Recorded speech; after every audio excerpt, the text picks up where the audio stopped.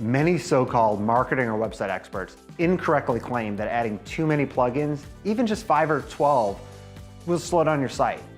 At the best case, that's a simplistic view of WordPress and plugins, and it's often given to avoid walking the client through the much larger impact of using a discounted web host. We'll talk about that later, or explaining to them how to choose a quality plugin. However, adding too many plugins or a low quality plugin, even a single poorly optimized plugin, can have a huge impact on your website.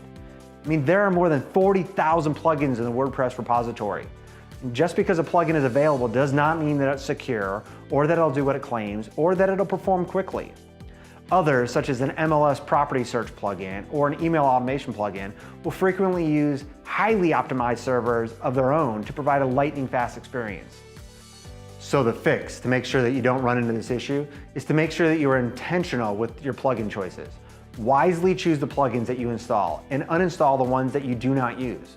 If you are using a plugin with a premium service that requires a monthly license, look at the reviews for that plugin and the company behind it.